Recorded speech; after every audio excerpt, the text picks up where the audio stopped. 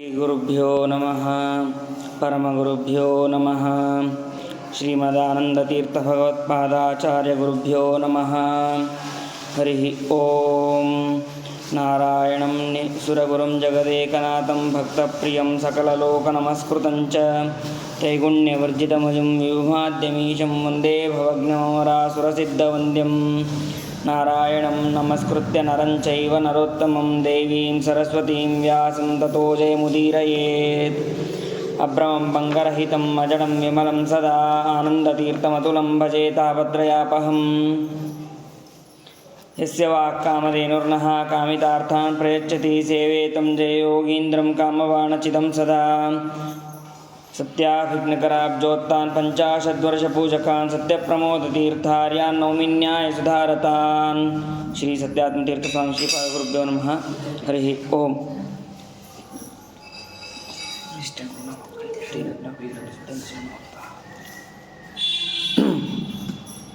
ನಿನ್ನೆಯ ದಿನ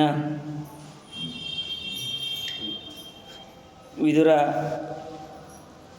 ಯಾವ ರೀತಿಯಾಗಿ ಜೀವನವನ್ನು ನಡೆಸಬೇಕು ಅಂತನ್ನೋದನ್ನು ಅವನು ಧೃತರಾಷ್ಟ್ರನಿಗೆ ತಿಳಿಸಿದ. ಆ ಧೃತರಾಷ್ಟ್ರ ಅದು ಕೇವಲ ನಿಮಿತ್ತ ಮಾತ್ರ, ಅದು ತಿಳಿಸಿದ್ದೆಲ್ಲವೂ ಕೂಡ ನಮಗೆ ಎಂದು ನಾವು ತಿಳಿಯಬೇಕು. ಅದೇ ರೀತಿ ವಿದುರನ ಉಪದೇಶ ಸಾಲದೆ ಸನತ್ಕುಮಾರರ ಉಪದೇಶವನ್ನು ಕೂಡ ಧೃತರಾಷ್ಟ್ರ ಪಡೆದಿದ್ದಾನೆ, ಪಡೆಯುವ ಮೂಲಕ ನಮಗೆ ತಿಳಿಸಿದ್ದಾನೆ. ಆ ರಾತ್ರಿ ಅವನು ಕಳೆದಿದ್ದಾನೆ. ಮುಂದೆ ಯಾವಾಗ ಮರುದಿನ ಆಗುತ್ತೋ, ಸಂಜೆಯ ಸಭೆಯಲ್ಲಿ ಏನು ಹೇಳ್ತಾನೋ ಅಂತ ಕಾಯ್ತಾ ಇದ್ದಾನೆ. ಯಾವ ರೀತಿ ಈ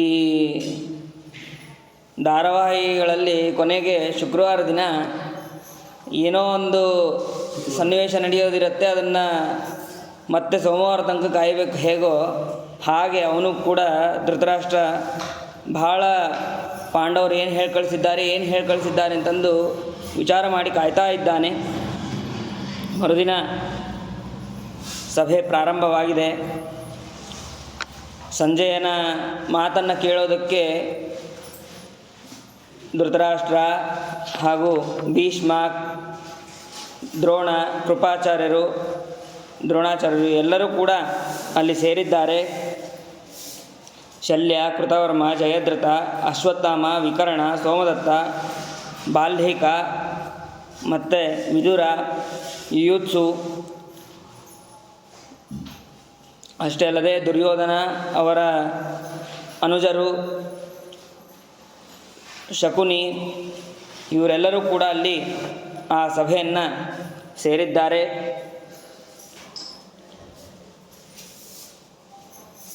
ಆ ಸಭೆಯಲ್ಲಿ ಎಲ್ಲರೂ ಬಂದ ಕೂಡಲೇ ಧೃತರಾಷ್ಟ್ರ ಪ್ರಶ್ನೆ ಮಾಡ್ತಾನೆ ಸಂಜಯನಿಗೆ. ಪೃಚ್ಛಾಮಿ ತ್ವಾಂ ಸಂಜಯ ರಾಜಮಧ್ಯೆ ಯದಬ್ರವೀದ್ ವಾಕ್ಯಮದೀನ ಸತ್ವಃ ಜನಾರ್ದನಸ್ತಾತ ಯುಧಾಂ ಪ್ರಣೇತ ದುರಾತ್ಮನಾಂ ಜೀವಿತಚ್ಛಿನ್ ಮಹಾತ್ಮ. ಇಲ್ಲೇ ಸಂಜಯನೇ, ಮಹಾತ್ಮರಾದಂತಹ ಪಾಂಡವರ ಹತ್ರ ನೀನು ಸಂಧಾನಕ್ಕಾಗಿ ಹೋಗಿದ್ದಿ. ಅಲ್ಲಿ ಏನು ನಡೆಯಿತು ಅದನ್ನು ನನಗೆ ಈ ಸಭೆಯ ಮಧ್ಯದಲ್ಲಿ ಭಗವಂತನ ಮಾತುಗಳೇನು, ಧರ್ಮರಾಜನ ಮಾತುಗಳೇನು, ಭೀಮಸೇನನ ಮಾತುಗಳೇನು, ಇವೆಲ್ಲವನ್ನು ನನಗೆ ಸರಿಯಾಗಿ ತಿಳಿಸುವಂತನಾಗುವಂತ ಸಂಜಯನಿಗೆ ಕೇಳಿದ್ದಾನೆ. ಅವನು ಸಂಜಯ ಹೇಳ್ತಾನೆ, ಅವನು ಹೋದ ಕೂಡಲೇ ಅರ್ಜುನ ಹಾಗೂ ಕೃಷ್ಣ ಪರಮಾತ್ಮ ಹೇಗಿದ್ದರು ಅದೆಲ್ಲವನ್ನೂ ವರ್ಣನೆ ಮಾಡಿ ಮುಂದೆ ಹೇಳ್ತಾನೆ. ಸಾಕ್ಷಾತ್ ನರನಾರಾಯಣರಂತೆ ಅರ್ಜುನ ಹಾಗೂ ಕೃಷ್ಣರು ಅಲ್ಲಿ ಇದ್ದರು. ಅವರಿಗೆ ನಾನು ನಮಸ್ಕಾರವನ್ನು ಮಾಡಿದೆ. ನಂತರ ಕೃಷ್ಣ ಹೇಳುವ ಹಾಗೂ ಅರ್ಜುನ ಹೇಳುವ ಮಾತುಗಳನ್ನು ನಾನು ಇಲ್ಲಿ ತಿಳಿಸ್ತೇನೆ. ಮೊದಲು ದುರ್ಯೋಧನನಿಗೆ ಹೇಳ್ತಾನೆ, ಎಲೆ ದುರ್ಯೋಧನ, ಅರ್ಜುನ ನಿನಗಾಗಿಯೇ ಕೆಲವು ಮಾತುಗಳನ್ನು ಹೇಳಿ ಕಳಿಸಿದ್ದಾನೆ, ಅದನ್ನು ನೀನು ಕೇಳಲೇಬೇಕು. ನಿನ್ನ ಜೊತೆಗೆ ಆ ಕರ್ಣನನ್ನು ಸೇರಿಸಿಕೊಂಡು ನೀನು ಕೇಳುವಂತ ಹಾಗೂ ಅಂತ ಸಂಜಯ್ ಹೇಳಿದ್ದಾನೆ. ಆ ಮಾತುಗಳೇನು ಅಂತಂದರೆ,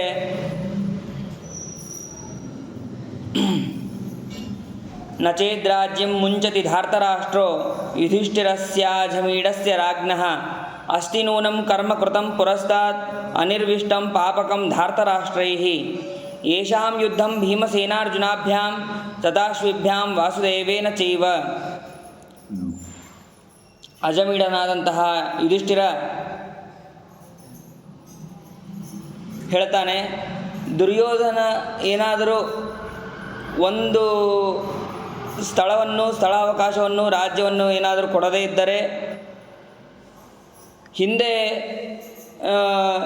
ದುರ್ಯೋಧನಾದಿಗಳು ಅನೇಕ ನಮಗೆ ಅಪಚಾರಗಳನ್ನು ಮಾಡಿದ್ದಾರೆ, ಅದೆಲ್ಲವೂ ಕೂಡ ನಮಗೆ ನೆನಪಿನಲ್ಲಿದೆ.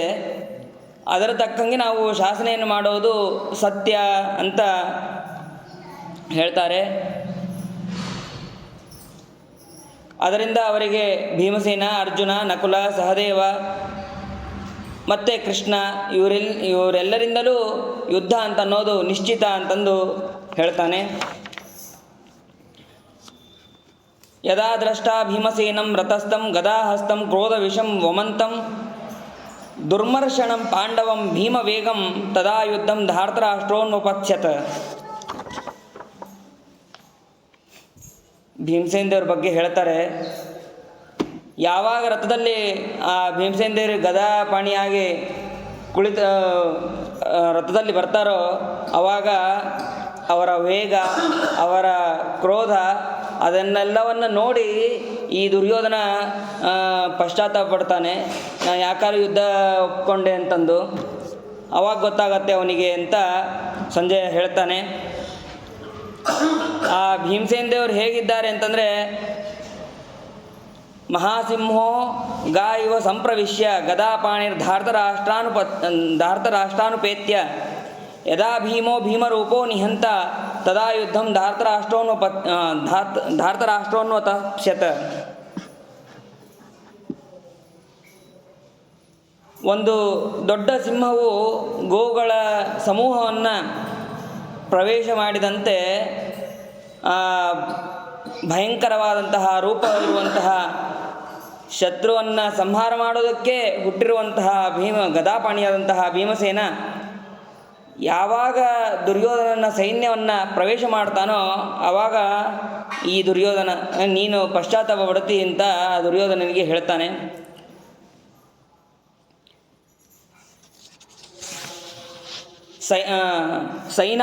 ಸೈನಾನ್ ಅನೇಕಾನ್ ತರಸಾ ವಿಮೃದ್ನನ್ ಯದಾಚ್ಛೇತ ಧಾರ್ತರಾಷ್ಟ್ರಸ್ಯ ಸೈನ್ಯಂ ಛಿಂದಂ ವನಂ ಪರಶೂನೇವ ಕೃಷ್ಣಂ ತದಾ ಯುದ್ಧಂ ಧಾರ್ತರಾಷ್ಟ್ರೋನ್ವತಪ್ಸ್ಯತ. ಇದೆಲ್ಲವೂ ಅರ್ಜುನನ ಮಾತುಗಳು. ಇದನ್ನು ಸಂಜಯ ಅನುವಾದ ಮಾಡ್ತಾ ಇದ್ದಾನೆ ಸಭೆಯಲ್ಲಿ. ಇಲ್ಲಿ ಅನ್ವತಪ್ಸ್ಯತ ಅಂತಂದರೆ ಪಶ್ಚಾತ್ತಾಪ ಪಡ್ತಾನೆ. ನಾವು ಅವನೇನಾದರೂ ರಾಜ್ಯ ಕೊಡದೇ ಇದ್ದರೆ ಮುಂದೆ ನಾವು ಯಾವ ರೀತಿ ಯುದ್ಧವನ್ನು ಮಾಡ್ತೀವಿ ಅದನ್ನೆಲ್ಲವನ್ನು ಅರ್ಜುನ ಹೇಳ್ತಾನೆ. ಹೇಳಿದಾಗ ಅದರಂತೆ ಸಂಜಯ್ ಈಗ ಹೇಳ್ತಾ ಇದ್ದಾನೆ, ಮುಂದೆ ಈ ರೀತಿ ಪಶ್ಚಾತ್ತಾಪ ಪಡ್ತಾನೆ ದುರ್ಯೋಧನ ಅಂತ ಪ್ರತಿಯೊಂದು ಶ್ಲೋಕಗಳಲ್ಲೂ ಕೂಡ ಹೇಳ್ತಾರೆ. ಅದಾದ ಮೇಲೆ ಬರೀ ಭೀಮಸೇನ ದೇವರು ಅರ್ಜುನ ಇಷ್ಟೇ ಅಲ್ಲ, ದ್ರೌಪದಿ ಮಕ್ಕಳು ಕೂಡ ಅಭಿಮನ್ಯುವನ್ನು ಮುಂದೆ ಮಾಡಿಕೊಂಡು ಯುದ್ಧಕ್ಕೆ ಸಿದ್ಧರಾಗಿದ್ದಾರೆ. ಅವರು ಕೇವಲ ಚಿಕ್ಕವರು ಅಂತ ಕಾಣಿಸ್ತಾರೆ, ಆದರೆ ಯುದ್ಧದಲ್ಲಿ ಅವರು ಚಿಕ್ಕವರೇನಲ್ಲ. ಅವರಿಗೂ ಕೂಡ ಯುದ್ಧ ಮಾಡುವುದಕ್ಕೆ ಶಕ್ತಿ ಇದೆ. ಆವಾಗ ದುರ್ಯೋಧನ ಪಶ್ಚಾತ್ತಾಪ ಪಡ್ತಾನೆ ಅಂತ ಹೇಳ್ತಾರೆ.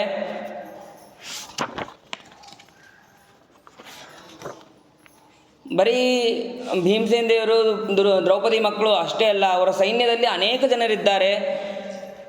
ದೃಷ್ಟದ್ಯುಮ್ನ ಮತ್ತು ಸಾತ್ಯಕಿ, ಈ ರೀತಿ ಬಹಳ ಜನ ಇದ್ದಾರೆ. ಅವರೆಲ್ಲರನ್ನೂ ಏನಾದರೂ ಯುದ್ಧದಲ್ಲಿ ಸೋಲಿಸೋದಕ್ಕೆ ಸರ್ವಥಾ ಸಾಧ್ಯ ಇಲ್ಲ. ಎದುರು ಹಾಕ್ಕೊಂಡ್ರೆ ಮಾತ್ರ ನೀವು ಉಳಿಯೋದಿಲ್ಲ. ಆವಾಗ ಪಶ್ಚಾತ್ತಾಪ ಅರ್ಜುನ ಪಡ್ತಾನೆ, ದುರ್ಯೋಧನ ಪಡ್ತಾನೆ ಅಂತ ಹೇಳ್ತಾರೆ. ಮುಂದೆ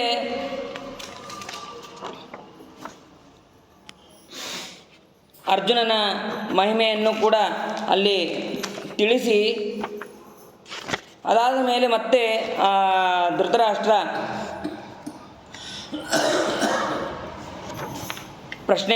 ಪ್ರಶ್ನೆಯನ್ನು ಮಾಡ್ತಾನೆ.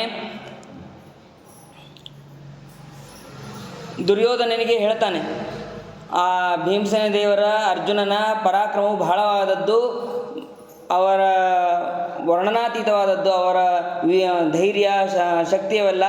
ಹಾಗಾಗಿ ನೀನು ಸಂಧಾನ ಮಾಡ್ಕೊ ಅಂತಂದು ಮತ್ತೆ ಮತ್ತೆ ಹೇಳ್ತಾ ಇರ್ತಾನೆ ಧೃತರಾಷ್ಟ್ರ ದುರ್ಯೋಧನನಿಗೆ. ಸಂಜಯ ಹೇಳ್ತಾನೆ, ಅವರೆಲ್ಲರನ್ನೂ ಎದುರು ಹಾಕ್ಕೊಂಡು ನಾವು ಯುದ್ಧ ಮಾಡೋದಕ್ಕಂತೂ ಸಾಧ್ಯ ಇಲ್ಲ. ಹಾಗಾಗಿ ಸಂಧಾನವನ್ನು ಮಾಡಿಕೊಳ್ಳುವುದು ಬಹಳ ಯುಕ್ತ ಅಂತಂದು ಹೇಳಿದಾಗ ಇದರ ಮೇಲೆ ಇಲ್ಲಿ ಇರುವಂತಹ ಜ್ಞಾನಿಗಳು ಏನು ಹೇಳ್ತಾರೋ ಅದನ್ನು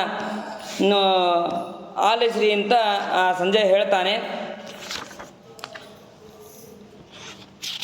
ಭೀಷ್ಮಾಚಾರ್ಯರು ಅಲ್ಲಿ ಮಾತಾಡ್ತಾರೆ.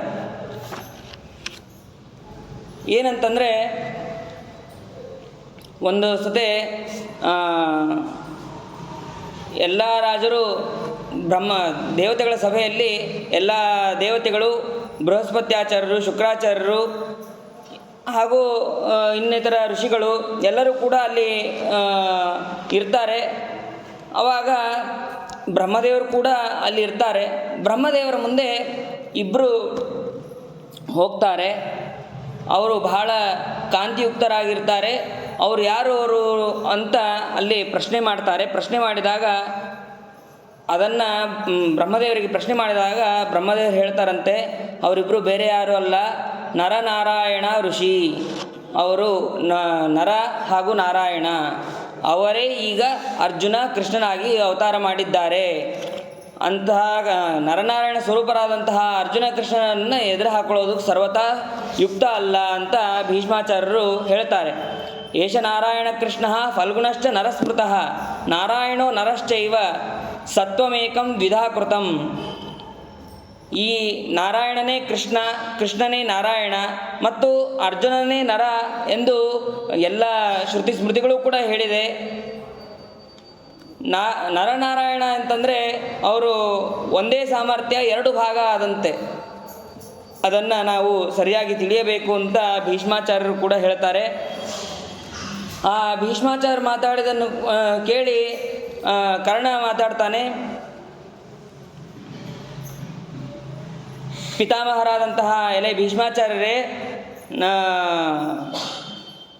ನಾನು ಸೂತಪತ್ರ ಅಂತ ನನಗೆ ಹೇಳಿದ್ರಿ, ಆದರೆ ನಾನು ಯಾವತ್ತೂ ದುರ್ಯೋಧನನಿಗಾಗಲಿ ಈ ಕ್ಷತ್ರಧರ್ಮದಲ್ಲಾಗಲಿ ನಾನು ಮೋಸವನ್ನು ಮಾಡಿಲ್ಲ ಅಂತ ಅವನು ಆತ್ಮಪ್ರಶಂಸೆಯನ್ನು ಮಾಡ್ಕೊತಾನೆ.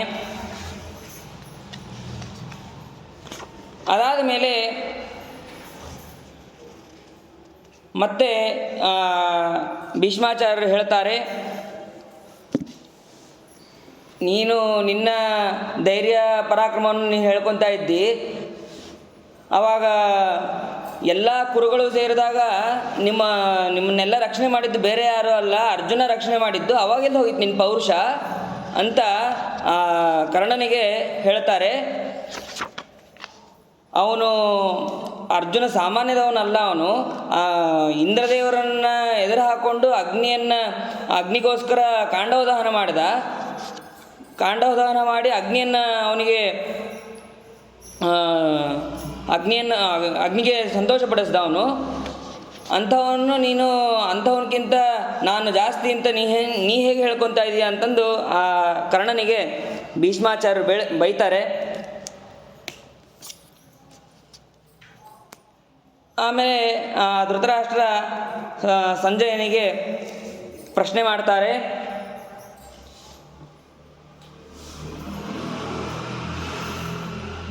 ಯಾವ ಧರ್ಮರಾಜನ ಮಾತುಗಳನ್ನು ಕೇಳಿ ನಮ್ಮ ಮೇಲೆ ಪ್ರೀತಿಯಿಂದ ಬಹಳ ಸೈನ್ಯಗಳು ನಮ್ಮನ್ನು ಬಂದು ಸೇರಿದೆ, ಅಂತಹ ಧರ್ಮಪುತ್ರನಾದ ಆ ಪಾಂಡವನ ಧರ್ಮರಾಜನಾದ ಮಾತುಗಳು ಏನು ಅದನ್ನು ನಮಗೆ ತಿಳಿಸು ಅಂತ ಕೇಳಿದಾಗ ಅವಾಗ ಸಂಜಯ್ ಹೇಳ್ತಾನೆ, ನಭಸೂರ್ಯಮಿವೋದ್ಯಂತಂ ಯಜ್ಞಮಾಶ್ವೀನ ಶಂಸಿನಂ ಪಾಂಚಾಲ ಪ್ರತಿನಂದಂತಿ ತೇಜೋರಾಶಿಮಿವೋದಿತಂ. ಆಕಾಶವು ಸೂರ್ಯೋದಯವನ್ನು ಅಭಿನಂದಿಸುವಂತೆ ಉದಯಿಸುವ ತೇಜೋರಾಶಿ ಸಮೂಹದಂತೆ ಇರುವ ಆ ಸಹದೇವನನ್ನು ಕುರಿತು ಪಂಚಯಜ್ಞ ಮಾಡು ಎಂದು ಹೇಳುವ ಧರ್ಮರಾಜನನ್ನು ಪಾಂಚಾಲರು ಅಭಿನಂದಿಸುತ್ತಾರೆ.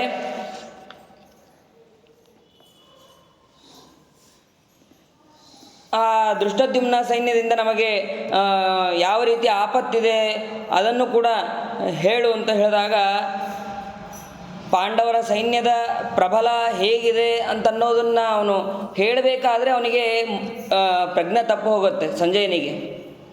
ಆವಾಗ ವಿದುರ ಹೇಳ್ತಾನೆ, ಅವರ ಪಾಂಡವರ ಬಲಗಳನ್ನು ನೆನೆದು ಅವನಿಗೆ ಪ್ರಜ್ಞೆ ತಪ್ಪಿದೆ ಅಂತ ಹೇಳಿ ಸಂಜಯ ಒಂದು ಸ್ವಲ್ಪ ಹೊತ್ತು ನಂತರ ಅವನು ಮತ್ತೆ ಪ್ರಜ್ಞೆಯನ್ನು ಪಡೆಯುತ್ತಾನೆ. ಪ್ರಜ್ಞೆ ಪಡೆದ ಮೇಲೆ ಆವಾಗ ಅವರ ಬಲಗಳನ್ನು ಹೇಳ್ತಾ ಹೋಗ್ತಾನೆ. ಯಾರ ಬಲದಿಂದ ಪಾಂಡವರು ಯುದ್ಧ ಮಾಡೋದಕ್ಕೆ ಪ್ರಯತ್ನ ಮಾಡ್ತಾ ಇದ್ದಾರೆ, ಯಾರ ಬಲ ಮುಖ್ಯ ಇಲ್ಲಿ ಅಂತಂದರೆ ಅದಕ್ಕೆ ಸಂಜಯ್ ಹೇಳ್ತಾನೆ, ಯಾವ ಭೀಮಸೇನ ಅವನೊಬ್ಬನೇ ವಾರಣಾವತದಲ್ಲಿ ಪಾಂಡವರನ್ನು ಒಟ್ಟಿಗೆ ಅಗ್ನಿದಾಹದಿಂದ ಕಾಪಾಡ್ತಾನೆ. ಆಮೇಲೆ ಅಷ್ಟೇ ಅಲ್ಲದೆ ನೀರಿನಲ್ಲಿ ಎಲ್ಲ ಪಾಂಡವರನ್ನು ಕೂಡ ರಕ್ಷಣೆ ಮಾಡ್ತಾನೆ. ಅಂತಹ ಒಬ್ಬನೇ ಭೀಮಸೇನದಿಂದ ಅವರು ಯುದ್ಧವನ್ನು ಹೂಡಿದ್ದಾರೆ. ಅಷ್ಟೇ ಅಲ್ಲ, ಯುಧಿಷ್ಠಿರ, ಅರ್ಜುನನ ಬಲ ಏನು ಕಮ್ಮಿ ಅಲ್ಲ, ಅವನು ಕೂಡ ಬೇಕಾದಷ್ಟು ಜನರನ್ನು ಸಂಹಾರ ಮಾಡಿದ್ದಾನೆ. ಹಿಂದೆ ವನವಾಸದಲ್ಲೂ ಕೂಡ ಅವನು ನಿವಾತಗೋಚರನ್ನು ಸಂಹಾರ ಮಾಡಿದ್ದಾನೆ. ಅವನಿಂದ ಇವರು ಯುದ್ಧವನ್ನು ಹೂಡಿದ್ದಾರೆ ಅಂತ ಎಲ್ಲರ ಪ್ರತಿಯೊಬ್ಬರ, ನಕುಲ, ಸಹದೇವ, ಅದೇ ರೀತಿ ದುಷ್ಟದ್ಯುಮ್ನ, ಸಾತ್ಯಕಿ ಇವರೆಲ್ಲರೂ ಕೂಡ ಮಹಾ ಯುದ್ಧವನ್ನು ಮಾಡಿ ಗೆದ್ದಿದ್ದಾರೆ. ಅವರ ಸಹಾಯದಿಂದ ಇವನು ಯುದ್ಧವನ್ನು ಮಾಡೋದಕ್ಕೆ ಪ್ರಯತ್ನ ಪಟ್ಟಿದ್ದಾನೆ ಅಂತ ಹೇಳ್ತಾನೆ. ಇದಾದ ಮೇಲೆ ಆ ಧೃತರಾಷ್ಟ್ರ ಭೀಮಸೇನ ದೇವರ ಮಹಿಮೆಯನ್ನು ನೆನೆಸ್ಕೊಂಡು ಅವನು ದುರ್ಯೋಧನಿಗೆ ಮತ್ತೆ ಹೇಳ್ತಾನೆ. ಆ ಭೀಮಸೇನ ದೇವರ ಮಹಿಮೆ ಎಂಥದ್ದು ಅಂತಂದರೆ ಧೃತರಾಷ್ಟ್ರ ಹೇಳ್ತಾನೆ, ಸರ್ವ ಏತೆ ಮಹೇಶ್ವಾಸ ಏತ್ವಯ ಪರಿಕೀರ್ತಿತಾ ಏಕತಸ್ತ್ವೇವತೆ ಸರ್ವೇ ಸಮೇತ ಭೀಮ ಏಕತಃ. ಅರ್ಜುನ, ನಕುಲ, ಸಹದೇವ, ಸಾತ್ಯಕಿ, ದುಷ್ಟದ್ಯುಮ್ನ ಇವರೆಲ್ಲರೂ ಒಂದು ಕಡೆ ಆದರೆ ಭೀಮಸೇನ ದೇವರೇ ಒಂದು ಕಡೆ. ಭೀಮಸೇನಾದ್ಯಮೇ ಭೂಯೋ ಭಯಂ ಸಂಜಾಯತೆ ಮಹತ ಕ್ರುದ್ಧ ದಮರ್ಷಣಾತ್ತಾತ ವ್ಯಾಘ್ರಾದಿವ ಮಹಾರುರೋಹೋ. ಆ ಮಹಾರುರು ವ್ಯಾಘ್ರಕ್ಕೆ ಅಂಜಿದಂತೆ ಬಹಳ ಕೋಪವುಳ್ಳಂತಹ ಕ್ರುದ್ಧನಾದಂತಹ ಭೀಮಸೇನಿಂದ ನನಗೆ ಬಹಳ ಭಯ ಅಂತ ಅನ್ನೋದು ಆಗ್ತಾ ಇದೆಯಪ್ಪ ಅಂತ ಹೇಳ್ತಾನೆ.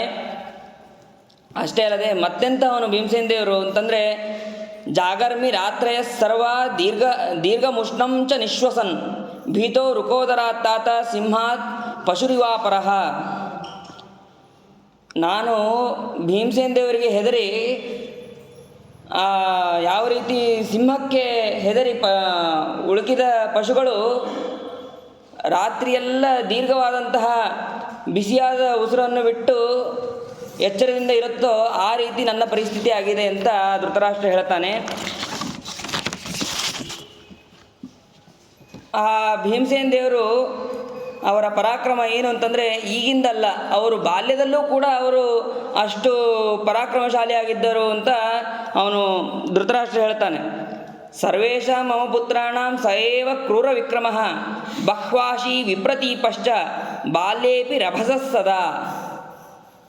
ಅವನು ನನ್ನ ಎಲ್ಲ ಮಕ್ಕಳರಲ್ಲಿ ಅವನೇ ಜಾಸ್ತಿ ಪರಾಕ್ರಮವುಳ್ಳವನು ಅಂತಂದರೆ ಅವನೊಬ್ಬನೇ. ಅವನು ಬರೀ ಪರಾಕ್ರಮ ಅಷ್ಟೇ ಅಲ್ಲ, ಬಹಳ ಅನ್ನವನ್ನು ತಿಂತಾನೆ. ಅದನ್ನೇ ದಾಸರು ಕೂಡ ಹೇಳ್ತಾರೆ, ಬಂಡಿ ಅನ್ನವ ತಿಂದು ಕೂಸು ಅಂತ, ಬಕನ ಪ್ರಾಣವ ಉಂಡಿತು ಕೂಸು ಅಂತ. ಬಾಲ್ಯದಲ್ಲೂ ಕೂಡ ಅವನು ಇದೇ ರೀತಿ ಪರಾಕ್ರಮವುಳ್ಳವನು ಅಂತ. ಅದನ್ನು ಶ್ರೀಮದಾಚಾರ್ಯರು ತಾತ್ಪರ್ಯದಲ್ಲಿ ತಿಳಿಸ್ತಾರೆ. ಪಕ್ವೋರು ಭೋಜ್ಯ ಫಲ ಸನ್ನಯನಾಯ ವೃಕ್ಷೇಶ್ವಾರೂಢ ರಾಜತನಯಾನಭಿವೀಕ್ಷ ಭೀಮಃ ಪಾದಪ್ರಹಾರ ಮುರುವೃಕ್ಷತಲೆ ಪ್ರದಾಯ ಸಾಕಂ ವಿನಿಪತತ್ಸು ಫಲನ್ಯಭುಂಕ್ತ. ಅದ್ಭುತವಾದಂತಹ ಮಾತು. ಎಲ್ಲ ದುರ್ಯೋಧನಾದಿ ಎಲ್ಲ 100 ಜನರು ಹಣ್ಣನ್ನು ಅಪೇಕ್ಷೆ ಪಟ್ಟು ಮರವನ್ನು ಹತ್ತಬೇಕಂತೆ. ಮರವನ್ನು ಹತ್ತಿದಾಗ ಇವರು ಭೀಮಸೇನ ದೇವರು ಕೆಳಗೆ ನಿಲ್ಲಬೇಕು. ಕೆಳಗೆ ನಿಂತಾಗ ಅವರೆಲ್ಲರೂ ಬೇಗ ಹತ್ತಿ ಆ ಭೀಮಸೇನ ದೇವರನ್ನು ನೋಡಿ ನಗ್ತಾ ಇದ್ರಂತೆ. ಬರೀ ತಿಂತಾನೆ ಇವನಿಗೆ ಯಾವ ಕೆಲಸವನ್ನು ಮಾಡೋಕ್ಕಾಗೋದಿಲ್ಲ ಅಂತ. ಅವರೆಲ್ಲರೂ ಹತ್ತೋ ತನಕ ಕಾಯ್ತಾ ಇದ್ರಂತೆ. ಕಾಯ್ದು ಅವ್ರು ಹತ್ತಿದ ಕೂಡಲೇ ಮರಕ್ಕೆ ಒಂದು ಪಾದದಿಂದ ಜೋರಾಗಿ ಒದಿತಿದ್ರಂತೆ. ಒದ್ರೆ ಆ ಮರಗಳಲ್ಲಿರುವಂಥ ಹಣ್ಣುಗಳು ಬೀಳಬೇಕು, ಹಣ್ಣಿಗೆ ಆಗಿ ಹತ್ತಿದಂಥ ದುರ್ಯೋಧನಾದಿಗಳು ಬಿಡಬೇಕು. ಅದನ್ನು ನೋಡಿ ಇವರು ಸಂತೋಷ ಪಡ್ತಾ ಇದ್ದರು. ಅಷ್ಟೇ ಅಲ್ಲದೆ ಆ ಹಣ್ಣುಗಳನ್ನು ಸುಖವಾಗಿ ತಿಂತಾ ಇದ್ದರು. ಇದು ಭೀಮಸೇನ ದೇವರ ಪರಾಕ್ರಮ. ಇದು ಅವನ ಬಾಲ್ಯದಲ್ಲೇ ಈ ರೀತಿ ಇತ್ತು. ಇನ್ನು ಈಗ ಕೇಳುವ ಮಾತೇ ಇಲ್ಲ. ಅಷ್ಟೇ ಅಲ್ಲದೆ ಅವನು ಹಳೆದನ್ನೆಲ್ಲ ಆ ಧೃತರಾಷ್ಟ್ರ ನೆನೆಸ್ಕೊತಾನೆ. ಸರ್ವಾನ್ ಪ್ರಗೃಹ್ಯ ವಿನಿಮಜ್ಜತಿ ವಾರಿ ಮಧ್ಯೆ ಶ್ರಾಂತಾದ್ವಿಸೃಜ್ಯ ಹಸತಿ ಸ್ಮ ಸ ವಿಷ್ಣುಪದ್ಯಾಂ. ಅವನ ಸಂತೋಷಕ್ಕಾಗಿ, ಆ ಭೀಮಸೇನ ದೇವರು ಸಂತೋಷಕ್ಕಾಗಿ ಎಲ್ಲ ದುರ್ಯೋಧನಾದಿಗಳನ್ನು ಗಂಗಾ ನದಿಯಲ್ಲಿ ಮುಳುಗಿಸ್ಬೇಕಂತ. ಮುಳುಗಿಸಿ ಇವನು ನಗ್ತಾ ಕೊಡಬೇಕು. ಅದೇ ಅವರಿಗೆ ಒಂದು ಆಟ. ಒಂದೊಂದು ಸತೆ ನಾನು ಸಾಯ್ತಾ ಇದ್ದೀನಪ್ಪ, ನಾನು ಬದುಕಿಸು ಅಂತಂದ್ರೆ ಅವರು ನೋಡ್ತಾನೆ ಇರಲಿಲ್ಲಂತೆ. ಈ ರೀತಿಯೆಲ್ಲ ಯಾಕೆ ಮಾಡ್ತಾಯಿದ್ರು ಭೀಮಸೇನ ದೇವರು ಅಂತಂದರೆ ಅದಕ್ಕೆ ನಿಜವಾದ ಕಾರಣ ತಾತ್ಪರ್ಯದಲ್ಲಿ ಹೇಳ್ತಾರೆ. ದ್ವೇಷಂ ಹೃತೆ ನೈಹರೌ ತಮಸಿ ಪ್ರವೇಶ ಪ್ರಾಣೇ ಚ ತೇನ ಜಗತಿ ಮನುತೌ ಪ್ರಪನ್ನೌ ತತ್ಕಾರಣಾನ್ಯಕುರುತಾಂ ಪರಮೋಕರಾಂಸಿ ದೇವದ್ವಿಷಾಂ ಸತತ ವಿಸ್ತೃತ ಸಾಧು ಪೌಂಸೌ. ಮೋಕ್ಷಕ್ಕೆ ಹರಿವಾಯು ಗುರುಗಳಲ್ಲಿ ನಮಗೆ ಭಕ್ತಿ ಹೇಗೆ ಸಾಧನವೋ ಹಾಗೆ ದೈತ್ಯರಿಗೆ ಅಂಧಂತಮಸ್ಸಿಗೆ ಪ್ರವೇಶ ಮಾಡಬೇಕು ಅಂತಂದರೂ ಭಗವಂತನಲ್ಲಿ ಅಷ್ಟೇ ದ್ವೇಷ ಸಾಲೋದಿಲ್ಲ. ಭಗವಂತನಲ್ಲಿ ಹೇಗೆ ದ್ವೇಷವನ್ನು ಮಾಡ್ತಾರೋ ಅದೇ ರೀತಿಯಾಗಿ ವಾಯುದೇವರಲ್ಲೂ ಕೂಡ ದ್ವೇಷವನ್ನು ಮಾಡಲೇಬೇಕು. ದ್ವೇಷವನ್ನು ಮಾಡಿದಾಗ ಮಾತ್ರ ದೈತ್ಯರಿಗೆ ಅಂಧಂತಮಸ್ಸಿನಲ್ಲಿ ಪ್ರವೇಶ, ಇಲ್ಲದಿದ್ದರೆ ಪ್ರವೇಶ ಇಲ್ಲ. ಅದಕ್ಕೋಸ್ಕರ ನನ್ನಲ್ಲಿ ಇವರಿಗೆ ದ್ವೇಷ ಹುಟ್ಟಲಿ ಅಂತಲೇ ಅವರು ಆ ರೀತಿಯೆಲ್ಲ ಮಾಡ್ತಾ ಇದ್ದರು ಅಂತ ಶ್ರೀಮದ್ ಆಚಾರ್ಯರು ನಮಗೆ ನಿರ್ಣಯದಲ್ಲಿ ತಿಳಿಸ್ತಾರೆ.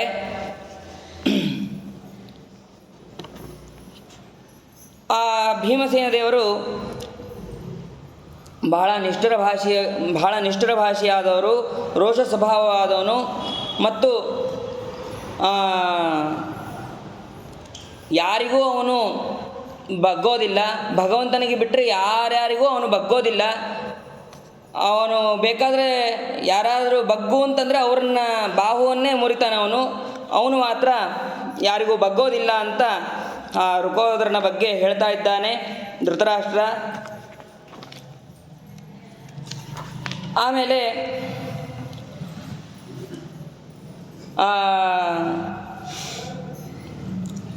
ಪ್ರಭಿನ್ನೈವ ಮಾತಂಗಃ ಪ್ರಭಂಜನ್ ಪುಷ್ಪಿತಾಂದ್ರುಮಾನ್ ಪ್ರವಕ್ಷ್ಯೇತಿ ರಣೇ ಸೇನಾಂ ಪುತ್ರಾಣಾಂ ಮೇ ಋಕೋದರಃ. ಒಂದು ಮದಗಜ ಪುಷ್ಪಸಹಿತವಾದಂತಹ ವೃಕ್ಷಗಳನ್ನು ಮುರಿದು ಮುನ್ನುಗ್ಗುವಂತೆ ಈ ಋಕೋದರ ಯುದ್ಧದಲ್ಲಿ ನನ್ನ ಮಕ್ಕಳ ಸೈನ್ಯವನ್ನು ನಾಶ ಮಾಡ್ತಾನೆ, ಪ್ರವೇಶ ಮಾಡಿ ನಾಶ ಮಾಡ್ತಾ ಹೋಗ್ತಾನೆ. ಯಾರನ್ನೂ ನೋಡೋದಿಲ್ಲ. ರಥಿಕ ಸಾರಥಿ ಅಶ್ವ ಧ್ವಜಗಳಿಂದ ಎಲ್ಲರನ್ನೂ ರಹಿತರನ್ನಾಗಿ ಮಾಡ್ತಾ ಹೋಗ್ತಾನೆ. ಯಾರ್ಯಾರು ರಥಿಕರು ಅಂತಿರ್ತಾರೋ ಅವರೆಲ್ಲರನ್ನೂ ಸಂಹಾರ ಮಾಡ್ತಾ ಹೋಗ್ತಾನೆ ಇವನು. ಅವನ ಕೈಯಲ್ಲಿ ಸಿಕ್ಕರೆ ನಮ್ಮ ಪುತ್ರರ ಗತಿ ಗೋವಿಂದ ಅಂತ ಧೃತರಾಷ್ಟ್ರ ನೆನೆದು ದುಃಖ ಪಡ್ತಾ ಇದ್ದಾನೆ. ಅದಾದ ಮೇಲೆ ಆ ಭೀಮಸೇನ ದೇವರ ಮಹಿಮೆಯನ್ನು ಧೃತರಾಷ್ಟ್ರ ನೆನೆದು ಮುಂದೆ ಮತ್ತೆ ಅರ್ಜುನನ ಮಹಿಮೆಯನ್ನು ಕೂಡ ಅವನು ಸ್ಮರಣೆ ಮಾಡ್ಕೊತಾನೆ. ಆ ಧೃತರಾಷ್ಟ್ರ ಯಾರ ಮಾತು ಒಮ್ಮೆನೂ ಸುಳ್ಳಾಗೋದಿಲ್ಲ ಎಂದು ನಾವು ಕೇಳಿದ್ದೀವೋ ಅಂತಹ ಯುಧಿಷ್ಠಿರನ ಪರವಾಗಿ ಧನಂಜಯ ಯುದ್ಧ ಮಾಡೋದಕ್ಕೆ ನಿಂತರೆ ಅವನಿಗೆ 3 ಲೋಕವೂ ಕೂಡ ವಶವಾಗುತ್ತೆ. ಭೀಮಸೇನ ದೇವರು ಹಾಗೂ ಅರ್ಜುನ ಇವರಿಬ್ಬರೂ ಸೇರಿ ಯುದ್ಧಕ್ಕೆ ನಿಂತರೆ ಅದರಲ್ಲಿ ಅವರಿಗೆ ಜಯ ಅಂತ ಅನ್ನೋದು ನಿಶ್ಚಿತ. ನಮಗೆ ಜಯ ಇಲ್ಲ ಅಂತ ಅನ್ನೋದು ನಿಶ್ಚಿತ, ನಮ್ಮ ಪುತ್ರ ಸಂಹಾರ ಅಂತ ಅನ್ನೋದು ನಿಶ್ಚಿತ ಅಂತಂದು ಆ ಅರ್ಜುನನ, ಭೀಮಸೇನ ದೇವರ, ಪಾಂಡವರ ಮಹಿಮೆಗಳನ್ನು ಅವರು ಮತ್ತೆ ನೆನೆದು ಇದಾದ ಮೇಲೆ ಆ ಧೃತರಾಷ್ಟ್ರ ಆ ಪಾಂಡವರ ಸೈನ್ಯದ ಬಲವನ್ನು ಮತ್ತೆ ಯೋಚನೆ ಮಾಡ್ತಾನೆ. ಆ ಪಾಂಡವರ ಸೈನ್ಯದಲ್ಲಿ ಸಾತ್ಯಕಿ, ಆಮೇಲೆ ಅರ್ಜುನ, ದುಷ್ಟದ್ಯುಮ್ನ ಇವರೆಲ್ಲರೂ, ಶಿಖಂಡಿ, ಭೀಷ್ಮಾಚಾರ್ಯನ ಎದುರು ಹಾಕೊಳ್ಳೋದಕ್ಕೆ ಶಿಖಂಡಿ ಇದ್ದಾನೆ ಅಂತ ಎಲ್ಲರನ್ನೂ ಪ್ರತ್ಯೇಕವಾಗಿ ಮಹಿಮೆಗಳನ್ನು ತಿಳಿದು ಅದಾದ ಮೇಲೆ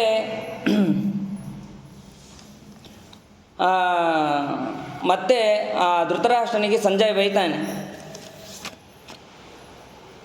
ಈಗ ಒದ್ದಾಡ್ತಾ ಇದೆಯಾ ನೀನು ನನ್ನ ಮಕ್ಕಳು ಅಂತ. ಆವಾಗ ದ್ಯೂತ ಕಾಲದಲ್ಲಿ ವಿದುರ ಹೇಳಿದಾಗ ನಿನಗೆ ಕೇಳೋದಕ್ಕೇನಾಗಿತ್ತು?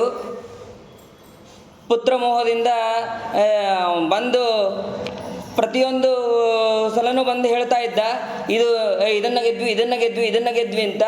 ಆ ಗೆದ್ದಾಗೆಲ್ಲ ನೀನು ಖುಷಿ ಬಿಟ್ಟು ನೀನು ಯುದ್ಧ ನಿಲ್ಲಿಸ್ಬೇಕಾಗಿತ್ತು. ಅವಾಗ ಯಾಕೆ ನಿಲ್ಲಿಸಲಿಲ್ಲ ಅಂತಂದು ಆ ಧೃತರಾಷ್ಟ್ರನಿಗೆ ಸಂಜಯ್ ಬೈತಾನೆ. ಇದಂ ಜಿತಮಿದಂ ಲಬ್ಧಮಿತಿ ಶ್ರುತ್ವ ಪರಾಜಿತಾನ್ ದ್ಯೂತಕಾಲೇ ಮಹಾರಾಜ ಸ್ಮಯಸೇ ಸ್ಮ ಕುಮಾರವತ. ದ್ಯೂತಕಾಲದಲ್ಲಿ ನೀನು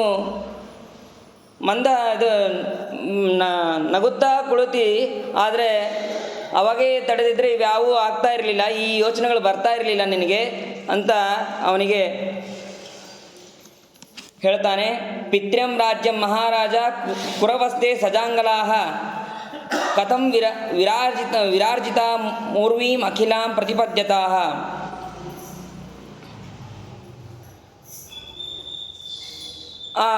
ಕುರು ಮತ್ತು ಜಾಂಗಲ ಪ್ರದೇಶಗಳು ಪಿತ್ರಾರ್ಜಿತವಾದಂತಹ ರಾಜ್ಯ. ಇದು ವೀರರಾದಂತಹ ಪಾಂಡವರು ಸಂಪಾದಿಸಿದ ಭೂಮಿಯನ್ನೆಲ್ಲ ನೀನೇ ಯಾಕೆ ಪಡೆದಿದ್ದು ಅಂತ ಅವನಿಗೆ ನಿಂದನೆಯನ್ನು ಮಾಡಿ, ಅದಾದ ಮೇಲೆ ದುರ್ಯೋಧನ ಈಗ ಮಾತಾಡ್ತಾನೆ ಧೃತರಾಷ್ಟ್ರನ ಕುರಿತು. ಏನು ಹೆದರ್ಕೋಬೇಡ್ರಿ, ನನ್ನಲ್ಲೂ ಶಕ್ತಿ ಇದೆ, ಪಾಂಡವರಲ್ಲಿ ಅಷ್ಟೇ ಶಕ್ತಿ ಇಲ್ಲ, ಅವರಿಗಷ್ಟೇ ದೈವಶಕ್ತಿ ಇಲ್ಲ, ನಮಗೂ ಕೂಡ ಬಹಳ ದೈವಶಕ್ತಿ ಇದೆ ಅಂತಂದು ಅವನು ತನ್ನ ಮಾತನ್ನು ತಾನು ಸಮರ್ಥನೆ ಮಾಡ್ಕೊತಾನೆ, ತನ್ನ ಪ್ರಬಲವನ್ನು ತಾನು ಸಮರ್ಥನೆ ಮಾಡ್ಕೊತಾನೆ. ನಾನೊಬ್ಬನೇ ಎಲ್ಲ ಪಾಂಡವರನ್ನು ಕೂಡ ನಾನು ಸಂಹಾರ ಮಾಡ್ತೇನೆ, ಬೇರೆ ಯಾರ ಸಹಾಯವೂ ಬೇಡ ನನಗೆ ಅಂತ ಅವನು ಹೇಳ್ತಾನೆ. ಜನಾರ್ದನನಾದಂತಹ ಕೃಷ್ಣ ನಮ್ಮ ಸಂಪೂರ್ಣವನ್ನು ನಾಶ ಮಾಡಿ ಅಖಂಡವಾದ ನಮ್ಮ ರಾಜ್ಯವನ್ನು ಯುಧಿಷ್ಠಿರನಿಗೆ ಕೊಡ್ತಾನೆ ಅಂತ ಅನ್ನೋದು ನನಗೆ ಗೊತ್ತು, ಆದರೆ ಅದನ್ನು ಮಾಡೋದಕ್ಕೆ ನಾ ಬಿಡೋದಿಲ್ಲ. ಅವನೇನು ಹೇಳ್ತಾನೆ ಅಂತಂದರೆ, ದುರ್ಯೋಧನ ಸಂಹಾರ ಅವರಾಗಬೇಕು, ಇಲ್ಲ ನಾನಾಗಬೇಕು, ನಾ ಸತ್ತ ಮೇಲೆ ಆದರೆ ಅವ್ರು ರಾಜ್ಯ ಆಳಬೇಕು, ಇಲ್ಲ ಅವ್ರು ಸತ್ತ ಮೇಲೆ ನಾನು ರಾಜ್ಯನಾಗಿರಬೇಕು ಅಂತ ಮಾತುಗಳನ್ನು ಅವನು ಹೇಳ್ತಾನೆ. ಅದಾದ ಮೇಲೆ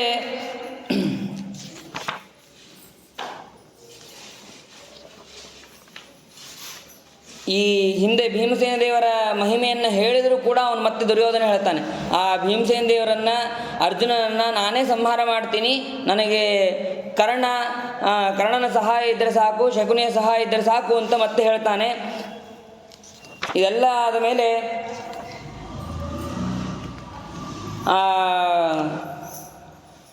ಸಂಜಯನಿಂದ ಮತ್ತೆ ಆ ದುರ್ಯೋಧನನಿಗೆ ಹೇಳ್ತಾನೆ, ಪಾಂಡವರಲ್ಲಿ ಆ ಯುದ್ಧದ ಉತ್ಸಾಹ ಎಷ್ಟಿದೆ ಅಂತಂದು ಹೇಳ್ತಾನೆ. 7 ಅಕ್ಷೋಹಿಣಿ ಸೈನ್ಯವನ್ನು ಹೊಂದಿ ಯುದ್ಧವನ್ನು ಬಯಸಿದ್ದಾರೆ ಅವರು. ಅಷ್ಟೇ ಅಲ್ಲ, ನನ್ನಿಂದ ನಿನ್ನ ಮಂತ್ರಾಲೋಚನೆಯನ್ನು ತಿಳಿಯುವ ಸಲುವಾಗಿ ಅರ್ಜುನ ಎಲ್ಲ ದಿಕ್ಕುಗಳನ್ನು ಬೆಳಗುವಂತಹ ದಿವ್ಯವಾದ ರಥವನ್ನು ಹೊಂದಿದ್ದಾನೆ. ಮಿಂಚಿನಿಂದ ಕೂಡಿರುವಂತಹ ಮೇಘದಂತಿರುವಂತಹ ಅವನ ರಥವನ್ನು ನಾನು ನೋಡಿ ಅದರಿಂದೇ ನನಗೆ ಆಶ್ಚರ್ಯ ಆಯಿತು, ಇಂಥ ರಥ ನಾನು ಯಾವತ್ತೂ ನೋಡೇ ಇರಲಿಲ್ಲ ಅಂತ ಅವನು ಹೇಳ್ತಾನೆ ಸಂಜಯ ಹೇಳಿದ ಕೂಡಲೇ ಮತ್ತೆ ದುರ್ಯೋಧನ ಹೇಳ್ತಾನೆ, ನೀನು ಯಾಕೆ ಯಾವಾಗಲೂ ಅವರ ಪಕ್ಷವನ್ನಾಗಿ ಮಾತಾಡ್ತಿ, ನನ್ನಲ್ಲೂ ಬಲ ಇದೆ ಅಂತಂದು ಅವನು, ನನ್ನ ಹತ್ರನೂ ಶ್ರೇಷ್ಠವಾದಂತಹ ರಥ ಇದೆ, ಧ್ವಜ ಪತಾಕೆಗಳು ಎಲ್ಲವೂ ಕೂಡ ನನ್ನ ಹತ್ರನೂ ಇದೆ ಅಂತ ಹೇಳ್ತಾನೆ. ಹೇಳಿದಾಗ ಮತ್ತೆ ಸಂಜಯ ಅರ್ಜುನನ ರಥದ ಮಹಿಮೆಯನ್ನು ವರ್ಣನೆಯನ್ನು ಮಾಡ್ತಾನೆ. ಆ ರಥದಲ್ಲಿ ವಾಯುವೇಗವುಳ್ಳಂತಹ ದಿವ್ಯವಾದಂತಹ ಗುಣಯುಕ್ತವಾದಂತಹ ಚಿತ್ರರಥ ಎಂಬ ಗಂಧರ್ವನಿಂದ ಕೊಟ್ಟಿರುವಂತಹ ಶ್ವೇತಾಶ್ವಗಳು ಇದೆ. ಭೂಮಿಯಲ್ಲಾಗಲಿ ಅಥವಾ ಅಂತರಿಕ್ಷದಲ್ಲಾಗಲಿ ಅಥವಾ ಸ್ವರ್ಗದಲ್ಲಾಗಲಿ ಅವುಗಳ ವೇಗಕ್ಕೆ ಸಮಾನವಾದದ್ದು, ಅವುಗಳನ್ನು ತಡೆಯೋದಕ್ಕೆ ಯಾವುದೂ ಇಲ್ಲ ಅಂತ ರಥ, ಅಂತಹ ಅಶ್ವ ಶ್ರೇಷ್ಠವಾದದ್ದು ಅವನ ಹತ್ರ ಇದೆ. ಅಷ್ಟೇ ಅಲ್ಲದೆ ಭೀಮಸೇನನ ರಥದಲ್ಲಿ ಜಿಂಕೆಗಳಂತೆ ವೇಗವಾಗಿ ಓಡುವಂತಹ ವಾಯುವೇಗಕ್ಕೆ ಸಮವಾದಂತಹ 2 ಅಶ್ವಗಳು ಅವನ ಹತ್ರ ಇದೆ, ಭೀಮಸೇನ ದೇವರ ಹತ್ರ. ಆಮೇಲೆ ಕೃಷ್ಣ ಪಿಂಗಲ ವರ್ಣದಂತಹ ತಿತ್ತರಿ ಪಕ್ಷಿ ಬಣ್ಣವುಳ್ಳಂತಹ ಅಶ್ವಗಳು ಸಂತೋಷದಿಂದ ಅರ್ಜುನ ತನ್ನ ತಮ್ಮಂದಿರಾದ ಸಹದೇವನಿಗೆ ಕೊಟ್ಟಿದ್ದಾನೆ. ಅಂತಹ ಅಶ್ವಗಳು, ಶ್ರೇಷ್ಠವಾದ ಅಶ್ವಗಳು ರಥದಲ್ಲಿ ಸಹದೇವ, ನಕುಲ ಇವರನ್ನು ಕರೆದುಕೊಂಡು ಹೋಗೋದಕ್ಕೆ ಸಿದ್ಧವಾಗಿದೆ. ಅದಾದ ಮೇಲೆ ಅವರ ಅಕ್ಷೋಹಿಣಿ ಸೈನ್ಯ ಬಹಳ ಮಹತ್ವವಾದದ್ದು ಅಂತೆಲ್ಲ ಹೇಳ್ತಾನೆ.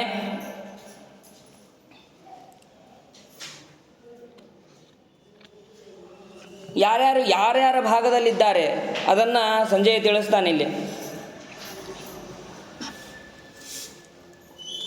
ಜ್ಯೇಷ್ಠನಾದಂತಹ ಯುಧಿಷ್ಠಿರನ ಭಾಗದಲ್ಲಿ ಮದ್ರರಾಜನಾದ ಶಲ್ಯ ಅವನ ಭಾಗ ಅಂತಂದು ತಿಳಿದಿದ್ದಾನೆ. ದುರ್ಯೋಧನ ಮತ್ತು ಅವನ ತಮ್ಮಂದಿರು ಇವರೆಲ್ಲರೂ ಪೂರ್ವ ದಿಕ್ಕಿನ ಮತ್ತು ದಕ್ಷಿಣ ದಿಕ್ಕಿನ ಎಲ್ಲ ರಾಜರು ಭೀಮಸೇನನ ಪಾಲು ಅಂತಂದು ಆ ಭೀಮಸೇನ ದೇವರು ತಿಳಿದಿದ್ದಾರೆ. ಅರ್ಜುನ, ಕರ್ಣ ಮತ್ತು ಅಶ್ವತ್ಥಾಮ, ವಿಕರ್ಣ, ಸಿಂಧುರಾಜನಾದಂತಹ ಜಯದ್ರಥ ಇವರೆಲ್ಲರೂ ನನ್ನ ಭಾಗದಲ್ಲಿದ್ದಾರೆ ಅಂತ ಅರ್ಜುನ ಹೇಳಿದ ಮಾತನ್ನು ತಿಳಿಸ್ತಾನೆ. ಅಷ್ಟೇ ಅಲ್ಲದೆ ಭೂಮಿಯಲ್ಲಿ ಯಾರು ನನಗಿಂತ ಶೂರರು ಅಂತ ಯಾರಿದ್ದಾರೋ ಅವರೆಲ್ಲರೂ ನನ್ನ ಪಾಲು ಅಂತ ಅರ್ಜುನ ಹೇಳಿದ್ದಾನೆ.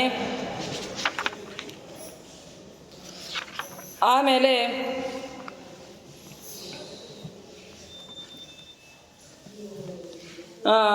ಯೇಷಾಂ ಯುಧಿಷ್ಠಿರೋ ನೇತಾ ಗೋಪ್ತಾ ಚ ಮಧುಸೂದನಃ ಯೋಧೌ ಚ ಪಾಂಡವೋ ವೀರೌ ಸವ್ಯಸಾಚಿ ವೃಕೋದರೌ ನಕುಲಃ ಸಹದೇವಶ್ಚ ದೃಷ್ಟದ್ಯುಮ್ನಶ್ಚ ಪಾರ್ಷತಃ ಸಾತ್ಯಕಿರ್ದೃಪದಶ್ಚೈವ ದೃಷ್ಟದ್ಯುಮ್ನಶ್ಚ ಚಾತ್ಮಜಾಃ.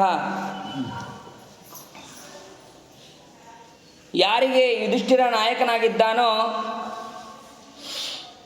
ಅಷ್ಟೇ ಅಲ್ಲದೆ ಮಧುಸೂದನ ರಕ್ಷಕನಾಗಿದ್ದಾನೋ, ವೀರರಾದಂತಹ ಪಾಂಡುಪುತ್ರರಾದಂತಹ ಭೀಮ, ಅರ್ಜುನ ಇವರು, ನಕುಲ, ಸಹದೇವ, ಪಾರ್ಷದನಾದಂತಹ ದೃಷ್ಟದ್ಯುಮ್ನ, ಸಾತ್ಯಕಿ, ದೃಪದ ಮತ್ತು ದೃಷ್ಟದ್ಯುಮ್ನನ ಮಕ್ಕಳು, ಪಾಂಚಾಲರ ದೇಶದ ರಾಜರಾದಂತಹ ಉತ್ತಮೋಜ, ದುರ್ಜಯನಾದಂತಹ ಯುಧಾಮನ್ಯು, ಶಿಖಂಡಿ, ಕ್ಷತ್ರದೇವ ಮತ್ತು ವಿರಾಟ ಪುತ್ರನಾದ ಉತ್ತರ, ಕಾಶಿ, ಚೇದಿ, ಮತ್ಸ್ಯ ಇವರೆಲ್ಲರೂ ಕೂಡ ಪಾಂಡವರ ಪಕ್ಷದಲ್ಲಿ ಇದ್ದಾರೆ. ಇವರನ್ನು ಗೆಲ್ಲುವುದು ಅಸಾಧ್ಯ ಅಂತಂದು ಹೇಳಿದಾಗ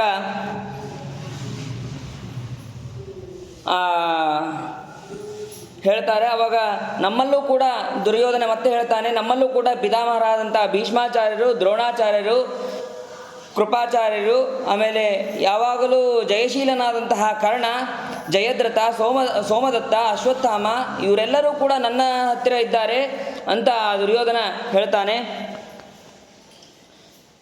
ಕರ್ಣನು ಕೂಡ ಶಸ್ತ್ರಧಾರಿಗಳಲ್ಲಿ ಶೂರನಾದವನು.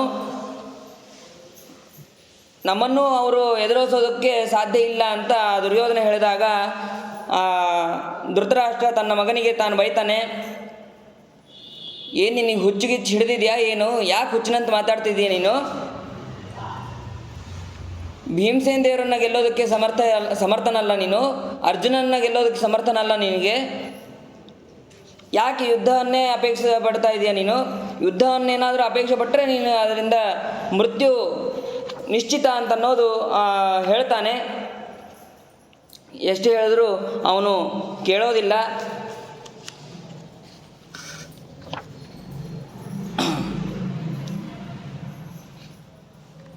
ಅದಾದ ಮೇಲೆ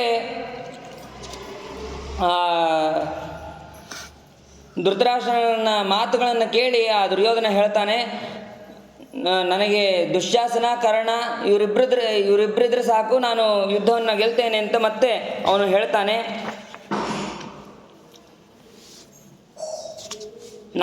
ನಹ್ಯಹಂ ಯೋದ್ಧುಮಿಚ್ಛಾಮಿ ನೈತದಿಚ್ಛಂತಿ ಬಾಲ್ಯಿಕಃ ನ ಚ ಭೀಷ್ಮೋ ನ ಚ ದ್ರೋಣೋ ನಾಶ್ವತ್ಥಾಮ ನ ಸಂಜಯಃ ನ ಸೋಮದತ್ತ ನ ಕೃಪೋ ನ ಶಲ್ಯೋ ಯುದ್ಧಮಿಚ್ಛತಿ. ನಾನು ಇವ್ರು ಯಾರಿಂದನೂ ನಾನು ಯುದ್ಧ ಬಯಸೋದಿಲ್ಲ. ಭೀಷ್ಮ, ದ್ರೋಣ, ಅಶ್ವತ್ಥಾಮ, ಸಂಜಯ, ಕೃಪಾ, ಶಲ್ಯ, ಸತ್ಯವ್ರತ, ಪುರುಮಿತ್ರ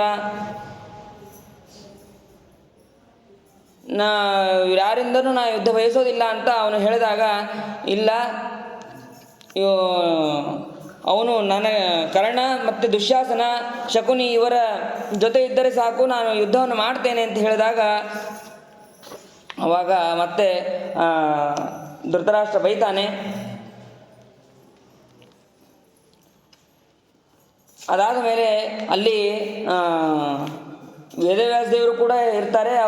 ಸಂಜಯನು ಹೇಳ್ತಾನೆ ದುರ್ಯೋಧನಿಗೆ, ನೀನು ಭಗವಂತನನ್ನು ಭೇಟಿಯಾಗಿ ಸಂಧಿಯನ್ನು ಮಾಡ್ಕೋ ಅಂತ ಹೇಳಿದಾಗ ನಾನು ಸರ್ವತಾ ಹೋಗೋದಿಲ್ಲ ಅಂತ ದುರ್ಯೋಧನ ಹೇಳ್ತಾನೆ. ಹೇಳಿದಾಗ ಆವಾಗ ಗಾಂಧಾರಿ ಕೂಡ ಬೈತಾಳೆ, ನಿನಗೆ ಈ ರೀತಿ ಹುಚ್ಚನಂತೆ ಮಾತಾಡ್ತಾ ಇದ್ದರೆ ನಿನಗೆ ಭೀಮಸೇನಿಂದ ಸಾವು ನಿಶ್ಚಿತ ಅಂತ ಹೇಳಿದಾಗ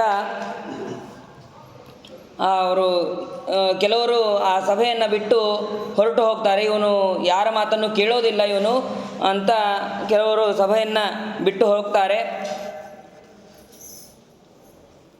ಆವಾಗ ಇದೇ ರೀತಿ ಮಾತನ್ನು ಹೇಳಬೇಕಾದ್ರೆ ಮಧ್ಯದಲ್ಲಿ ಭೀಷ್ಮಾಚಾರ್ಯ ಮಾತಾಡ್ತಿರ್ತಾರೆ. ಆ ಸಮಯವನ್ನು ಭೀಷ್ಮಾಚಾರ್ಯರ ಮಾತುಗಳನ್ನು ಲೆಕ್ಕಿಸದೆ ಕರ್ಣ ಮಾತಾಡ್ತಾನೆ.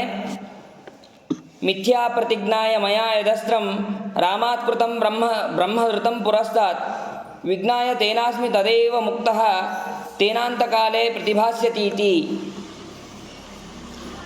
ನಾನು ಪರಶುರಾಮ ದೇವರಿಗೆ ಸುಳ್ಳನ್ನು ಹೇಳಿ ಹಿಂದೆ ಬ್ರಹ್ಮಾಸ್ತ್ರವನ್ನು ಪಡೆದಿದ್ದೇನೆ.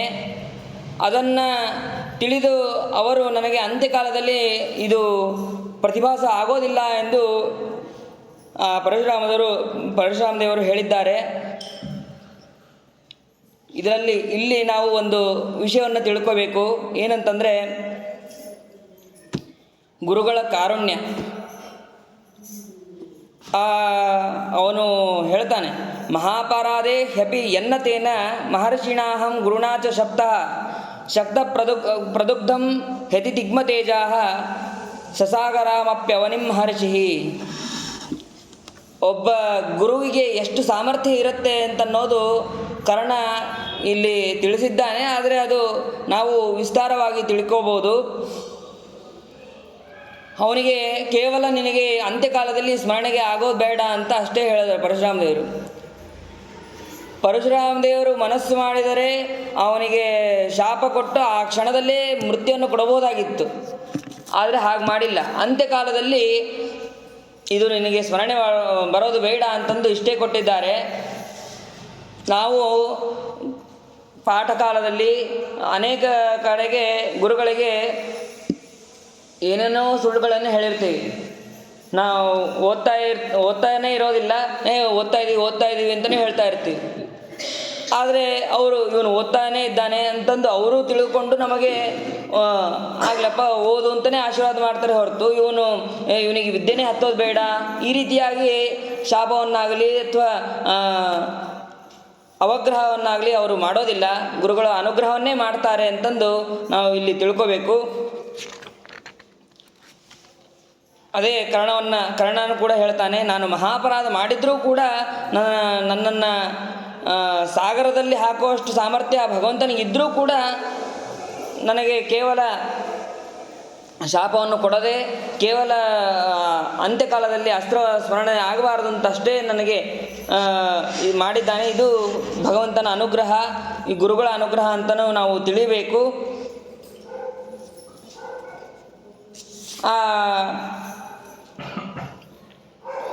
ಭೀಷ್ಮಾಚಾರ್ಯರು ಇವನಿಗೆ ಕರ್ಣನಿಗೆ ಬೈತಾರೆ. ಕರ್ಣನಿಗೆ ಬೈದಾಗ ಅವನು ನಾನು ಇಲ್ಲಿ ಈ ಜಾಗದಲ್ಲಿ ಇರೋದಿಲ್ಲ, ನಿಮ್ಮ ದೇಹ ಕೆಳಗೆ ಬಿದ್ದ ಮೇಲೆ ನಾನು ರಣರಂಗಕ್ಕೆ ಪ್ರವೇಶ ಮಾಡ್ತೇನೆ ಅಂತೇಳಿ ಪ್ರತಿಜ್ಞೆ ಮಾಡಿ ಅಲ್ಲಿಂದ ಹೊರಡ್ತಾನೆ.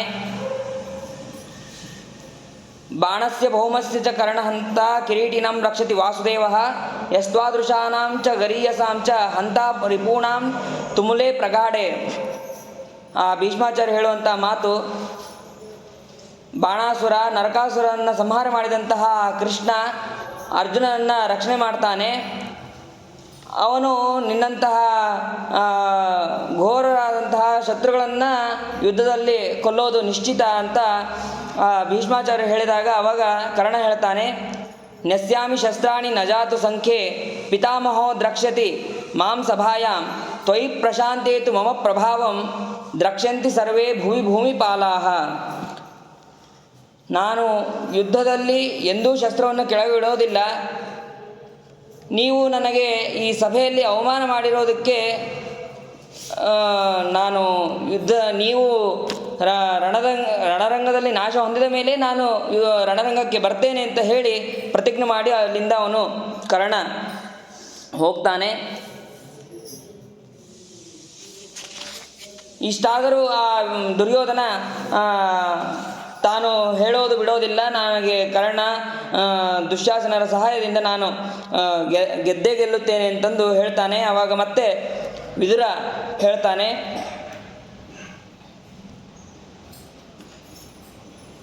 ತತ್ವಜ್ಞಾನವುಳ್ಳಂತಹ ಹಿರಿಯರು ಇಲ್ಲಿ ಬ್ರಾಹ್ಮಣನಾದವನಿಗೆ ವಿಶೇಷವಾಗಿ ದಮ ಮತ್ತು ಸನಾತನ ಧರ್ಮ ಶ್ರೇಷ್ಠಕರ ಎಂದು ಹೇಳ್ತಾರೆ. ಅಂತಹ ಬ್ರಾಹ್ಮಣನಿಗೆ ದಾನ, ಕ್ಷಮೆ ಮತ್ತು ಸಿದ್ಧಿಗಳು ಯೋಗ್ಯವಾಗಿ ಉಂಟಾಗುತ್ತದೆ. ದಮ, ದಾನ, ತಪಸ್ಸು, ಜ್ಞಾನ ಇವುಗಳು ಬ್ರಾಹ್ಮಣನ ಅಧ್ಯಯನವನ್ನು ಅವಲಂಬಿಸಿ ಇರುತ್ತದೆ. ಅಂತಹ ದಮವು ತೇಜಸ್ಸನ್ನು ಹೆಚ್ಚಿಸುತ್ತದೆ. ದಮವು ಬಹಳ ಶ್ರೇಷ್ಠವಾದದ್ದು, ಪವಿತ್ರವಾದದ್ದು. ಅಭಿವೃದ್ಧವಾದಂತಹ ತೇಜಸ್ಸನ್ನು ಹೊಂದಿದವನಾಗಿ ಅವನು ಶ್ರೇಷ್ಠವಾದಂತಹ ಪುರುಷಾರ್ಥವನ್ನು ಹೊಂದುತ್ತಾನೆ ಅಂತ ಅವನು ವಿದುರ ಹೇಳ್ತಾನೆ. ಆ ವಿದುರ ಹೇಳಿದ ಮೇಲೆ ಮತ್ತೆ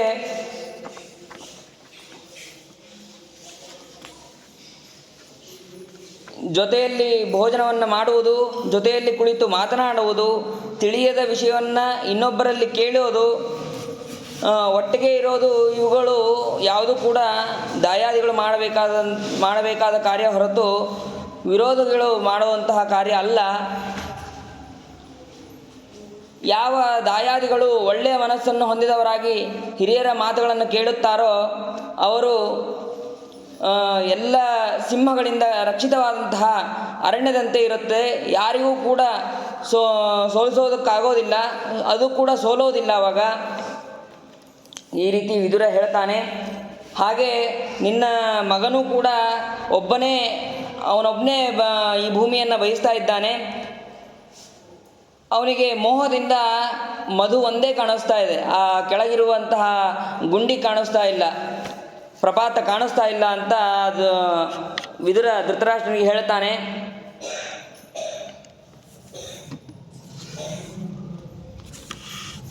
ಮತ್ತೆ ಆ ಧೃತರಾಷ್ಟ್ರ ಹೇಳ್ತಾನೆ, ಕೃಷ್ಣ ಅರ್ಜುನರು ಇಬ್ಬರು ಅಲ್ಲಿದ್ದಾರೆ, ಅವರಿಂದ ನಮಗೆ ಜಯ ಸಿಗೋದು ಸಾಧ್ಯನೇ ಇಲ್ಲ, ಹಾಗಾಗಿ ನೀನು ಸಂಧಿಯನ್ನು ಮಾಡಿಕೊಳ್ಳೇಬೇಕು ಅಂತ ಹೇಳಿದಾಗ ಅವನು ಕೇಳೋದಿಲ್ಲ. ಅದಾದ ಮೇಲೆ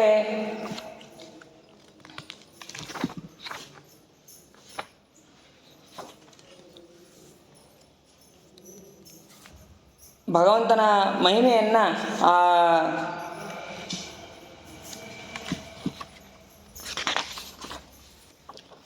ಸಂಜಯ ಹೇಳ್ತಾನೆ.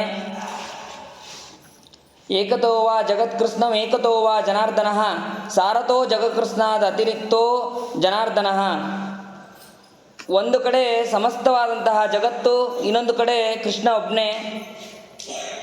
ಹೀಗೆ ತೂಗಿದರೆ ಜಗತ್ತಿಗಿಂತ ಕೃಷ್ಣನೇ ಶ್ರೇಷ್ಠ ಅಂತಂದು ನಮಗೆ ಗೊತ್ತಾಗತ್ತೆ. ಕೃಷ್ಣನ ಮಹಿಮೆಯನ್ನು ಕೇಳಿ ಅವರು ಮತ್ತೆ ಹೇಳ್ತಾರೆ, ಕೃಷ್ಣನಿಗೆ ಶರಣಾಗತನಾಗು ಅಂತ ಹೇಳಿದಾಗ ಅವನು ದುರ್ಯೋಧನ ಹೇಳ್ತಾನೆ, ಭಗವಂತನ ದೇವಕಿ ಪುತ್ರ ಅರ್ಜುನನಿಗೆ ಸಹಾಯ ಮಾಡ್ತಾ ಇದ್ದರೆ ನಾನು ಅವನಿಗೆ ಶರಣಾಗತನಾಗೋದಿಲ್ಲ ಅಂತ ಹೇಳ್ತಾನೆ. ಹೇಳಿದಾಗ ಅವಾಗ ಮತ್ತೆ ಗಾಂಧಾರಿ ಬೈತಾಳೆ, ಐಶ್ವರ್ಯ ಕಾಮ ದುಷ್ಟಾತ್ಮನ್ ವೃದ್ಧಾನಾಂ ಶಾಸನಾತಿಗ ಐಶ್ವರ್ಯ ಜೀವಿತೇ ಹಿತ್ವಾ ಪಿತರಂ ಮಾಂಚ ಬಾಲಿಶ ವರ್ಧಯನ್ ಮರ್ದೃಶಾಂ ಪ್ರೀತಿಂ ಮಾಂಚ ಶೋಕಯ ರಂಧ್ರಯನ್ ನಿಹತೋ ಭೀಮಸೇನೇನ ಸ್ಮರ್ತಾಸಿ ವಚನಂ ಪಿತುಹು. ಎಲೆ ಐಶ್ವರ್ಯ ಕಾಮನಾದಂತಹ ದುಷ್ಟನೇ, ದೊಡ್ಡವರ ಹಿರಿಯರ ಮಾತುಗಳನ್ನು ನೀನು ಮೀರ್ತಾ ಇದ್ದೀಯ. ನೀನು ಈ ವಿಷಯದಲ್ಲಿ ಬಹಳ ಸಣ್ಣವನು. ನೀನು ನಿನ್ನ ಸಂಪತ್ತು, ನಿನ್ನ ಪ್ರಾಣಗಳನ್ನು ಮತ್ತು ನಿಮ್ಮ ತಂದೆ ತಾಯಿಗಳನ್ನು ಬಿಟ್ಟು ಶತ್ರುಗಳಿಗೆ ಸಂತೋಷವನ್ನು ಕೊಡೋದಕ್ಕಾಗಿ ನೀನು ಈ ರೀತಿ ಮಾತಾಡ್ತಾ ಇದೆಯಾ. ಮತ್ತು ಆ ಯುದ್ಧದಲ್ಲಿ ಭೀಮಸೇನದಿಂದ ಹತನಾಗೋದು ನಿಶ್ಚಿತ. ಆವಾಗ ನನ್ನ ಮಾತು, ನಿನ್ನ ತಂದೆಯ ಮಾತು ನೆನಪಿಗೆ ಬರುತ್ತೆ ನಿನಗೆ ಅಂತ ಹೇಳ್ತಾರೆ. ಗಾಂಧಾರಿ ಹೇಳಿದ ಮಾತನ್ನು ಕೂಡ ಅವನು ಕೇಳೋದಿಲ್ಲ. ವೇದವ್ಯಾಸದೇವರು ಕೂಡ ಹೇಳ್ತಾರೆ, ವೇದವ್ಯಾಸದೇವರ ಮಾತನ್ನು ಕೂಡ ಅವನು ಕೇಳೋದಿಲ್ಲ. ಆ ಧೃತರಾಷ್ಟ್ರ ಮತ್ತೆ ಭಗವಂತನ ಮಹಿಮೆಯನ್ನು ಇನ್ನೊಂದಿಷ್ಟು ಹೇಳು ಅಂತ ಹೇಳಿದಾಗ ಆವಾಗ ಸಂಜಯ ಭಗವಂತನ ಕೆಲವು ನಾಮಗಳ ನಿರ್ವಚನವನ್ನು ಮಾಡ್ತಾನೆ. ಕೃಷಿರ್ಭೂರ್ವಾಚಕ ಶಬ್ದೋ ನಶ್ಚ ನಿರ್ವೃತಿವಾಚಕ ಕೃಷ್ಣಸ್ತದ್ಭಾವ ಯೋಗಾಶ್ಚ ಕೃಷ್ಣೋ ಭವತಿ ಶಾಶ್ವತಃ. ಕೃಷಿ ಎಂಬ ಶಬ್ದ ಇದು ಭೂಮಿಯನ್ನು ಹೇಳುತ್ತದೆ, ನಕಾರ ಆನಂದವನ್ನು ಹೇಳುತ್ತದೆ. ಅವೆರಡನ್ನೂ ಹೊಂದಿರುವುದರಿಂದ, ಅಂದರೆ ಭೂಮಿಯಲ್ಲೂ ಸುಖಪೂರ್ಣನಾಗಿ ಶಾಶ್ವತನಾಗಿ ಇರುವವನು ಭಗವಂತ ಒಬ್ಬನೇ. ಅದಕ್ಕೆ ಅವನಿಗೆ ಕೃಷ್ಣ ಅಂತಂದು ಕರೀತಾರೆ. ಪುಂಡರೀಕಂ ಪರಂಧಾಮ ನಿತ್ಯಮಕ್ಷಯಮಕ್ಷರಂ ತದ್ಭವಾತ್ ಪುಂಡರೀಕಾಕ್ಷೋ ದಸ್ಯುತ್ರಾಸಾತ್ ಜನಾರ್ದನಃ. ಜೀವರ ಹೃದಯ ಪುಂಡರೀಕ ಅಥವಾ ಮುಕ್ತ ಹೃದಯ ಪುಂಡರೀಕ. ಅವನಿಗೆ ನಾಶ ಹೊಂದದ ನಿವಾಸ ಸ್ಥಾನವಾಗಿರುವುದರಿಂದ ಅವನು ಪುಂಡರೀಕಾಕ್ಷ ಅಂತಂದು ಒಂದರ್ಥ.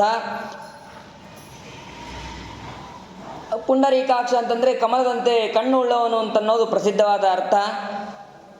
ಆಮೇಲೆ ದಸ್ಯು ಜನರನ್ನು ಪೀಡಿಸುವುದರಿಂದ ಅವನನ್ನು ಜನಾರ್ದನ ಅಂತಂದು ಅವನನ್ನು ಕರೆಯುತ್ತಾರೆ ಅಂತ ಹೇಳ್ತಾರೆ. ಅದಾದ ಮೇಲೆ ಸಂಜಯ್ ಹೇಳ್ತಾನೆ, ಕೃಷ್ಣ ಅವನು ಕೊನೆಗೆ ಹೇಳಿ ಕಳಿಸಿರ್ತಾನೆ ಏನಂತಂದರೆ, ಧರ್ಮರಾಜ ಹೇಳಿ ಕಳಿಸಿರ್ತಾನೆ, ಸಂಧಿಯನ್ನು ಮಾಡೋದಾದರೆ ನೀನು ಅಥವಾ ವಿದುರ ನೀವಿಬ್ಬರಲ್ಲಿ ಯಾರಾದರೂ ಒಬ್ಬರು ಬರ್ರಿ, ನೀವಿಬ್ಬರು ಬರದೇ ಇದ್ದರೆ ನಾವು ಯುದ್ಧ ನಿಶ್ಚಿತ ಅಂತ ಅನ್ನೋದು ನಾವು ತಿಳ್ಕೊತೀವಿ ಅಂತ ಅವನು ಹೇಳಿರ್ತಾನೆ. ಅದೇ ರೀತಿಯಾಗಿ ಅವನು ಕೃಷ್ಣ ಬರ್ತಾನೆ ಅಂತಂದು ಸಂಜಯ ಧೃತರಾಷ್ಟ್ರನಿಗೆ ತಿಳಿಸ್ತಾನೆ. ಅದನ್ನು ಕೇಳಿ ಅವನು ಬಹಳ ಸಂತೋಷವನ್ನು ಪಟ್ಟಿದ್ದಾನೆ. ಅದನ್ನೇ ಶ್ರೀಮದಾಚಾರ್ಯರು ತಿಳಿಸ್ತಾರೆ. ಯದುಕ್ತವಾನ್ ಸಂಜಯಾಯ ಯದಿ ದಿತ್ಸತಿ ನ ಪಿತ ರಾಜ್ಯಂ ತದಾ ತ್ವಮಾಗಚ್ಚ ವಿದುರೋವಾನ್ ನಚೇನ್ನಚ ತಾವಥಾ ನಾಗತೋ ಜ್ಞಾತ್ವಾ ಮಂತ್ರಯಾಮಾಸ ಶೌರಿಣ ಸೋಪ್ಯಾಹಾಹಂ ಗಮಿಷ್ಯಾಮಿ ಸಭಾಯಾಂ ಮೃಷಿ ಸನ್ನಿಧೌ. ನಮಗೆ ಏನಾದರೂ ಧೃತರಾಷ್ಟ್ರ ರಾಜ್ಯ ಕೊಡೋದಕ್ಕೆ ಒಪ್ಪಿದರೆ ಅದನ್ನು ತಿಳಿಸೋದಕ್ಕೆ ನೀನು ಅಥವಾ ವಿದುರ ನೀವಿಬ್ಬರಲ್ಲಿ ಯಾರಾದರೂ ಬರಲಿ, ಇಲ್ಲದಿದ್ದರೆ ಬೇಡ. ಧರ್ಮರಾಜ ಸಂಜಯನಿಗೆ ಹೇಳಿದ್ದ ಇದನ್ನು. ಅವರಿಬ್ಬರು ಬರದೇ ಇದ್ದದನ್ನು ನೋಡಿ, ಹಾಗಾದರೆ ಯುದ್ಧ ನಿಶ್ಚಿತ ಅಪ್ಪ, ಕೃಷ್ಣ ನೀನು ಹೋಗಿ ಒಮ್ಮೆ ಮಾತಾಡಿಕೊಂಡು ಬಾ ಅಂತಂದು ಆ ಕೃಷ್ಣನನ್ನು ಕಳಿಸೋದಕ್ಕೆ ಹೇಳ್ತಾರೆ. ಧರ್ಮರಾಜ ಆ ಕೃಷ್ಣನಿಗೆ ಹೇಳ್ತಾನೆ, ನೀನು ಹೋಗೋದು ಯುಕ್ತ ಅಲ್ಲ. ಮೊದಲಿಗೆ ಕೃಷ್ಣನನ್ನು ಕಳಿಸ್ಬೇಕು ಅಂತಂದು ವಿಚಾರ ಮಾಡಿ ಆಮೇಲೆ ಮತ್ತೆ ಧರ್ಮರಾಜ ಹೇಳ್ತಾನೆ, ನೀನು ಹೋಗೋದು ಯುಕ್ತ ಅಲ್ಲ. ಯಾಕೆ ಅಂತಂದರೆ ಅವ್ರು ಯಾರೂ ನಿನಗೆ ಯಾವ ಗೌರವವನ್ನು ಕೊಡಬೇಕೋ ಆ ಗೌರವವನ್ನು ಕೊಡೋದಿಲ್ಲ, ಹಾಗಾಗಿ ನೀನು ಹೋಗೋದು ಯುಕ್ತ ಅಲ್ಲ ಅಂತಂದು ಆ ಧರ್ಮರಾಜ ಹೇಳ್ತಾನೆ. ನೀನು ಆ ಧರ್ಮರಾಜನಿಗೆ ಕಿಂಚಿತ್ ಅಜ್ಞಾನ ಅಂತ ಅನ್ನೋದು ಆ ಕಾಲದಲ್ಲಿರುತ್ತೆ. ಭಗವಂತನ ಮೇಲೆ ಅಷ್ಟು ವಿಶ್ವಾಸ ಅನ್ನೋದು ಅವನಿಗೆ ಇರೋದಿಲ್ಲ. ಅದನ್ನು ಕೆಲವೊಂದು ಮಾತುಗಳಿಂದ ನಮಗೆ ಗೊತ್ತಾಗತ್ತೆ. ನೀನು ಹೋದರೆ ನಿನಗೆ ಆಪತ್ತು ಬರುತ್ತೆ, ಆದ್ದರಿಂದ ನೀನು ಹೋಗಬೇಡ ಅಂತಂದು ಧರ್ಮರಾಜ ಕೃಷ್ಣನಿಗೆ ಹೇಳ್ತಾನೆ. ಕೃಷ್ಣ ಆವಾಗ ಹೇಳ್ತಾನೆ, ಅಹಮಸ್ಮಿ ಮಹಾಬಾಹೋ ಬ್ರೂಹಿ ಯತ್ತೆ ವಿವಕ್ಷಿತಂ ಕರಿಷ್ಯಾಮಿ ಹಿತತ್ ಸರ್ವಂ ಯತ್ತತ್ವಂ ವಕ್ಷ್ಯಸಿ ಭಾರತ. ನಾನು ಹೋಗೋದಕ್ಕೆ ಸಿದ್ಧನಾಗಿದ್ದೇನೆ, ನಿನ್ನ ಮನಸ್ಸಿನಲ್ಲಿ ಏನಿದೆಯೋ ಅದನ್ನು ಹೇಳು, ನೀ ಹೇಳಿದ್ದನ್ನೆಲ್ಲ ನಾನು ಮಾಡ್ತೀನಿ ಅಂತ ಭಗವಂತ ಹೇಳ್ತಾನೆ. ಆ ಭಕ್ತರ ವಶನಾಗಿದ್ದಾನೆ ಅಂತ ಅನ್ನೋದು ಕೃಷ್ಣ ಮೇಲಿಂದ ಮೇಲೆ ನಮಗೆ ಇಲ್ಲಿ ತಿಳಿಸ್ತಾ ಇದ್ದಾನೆ.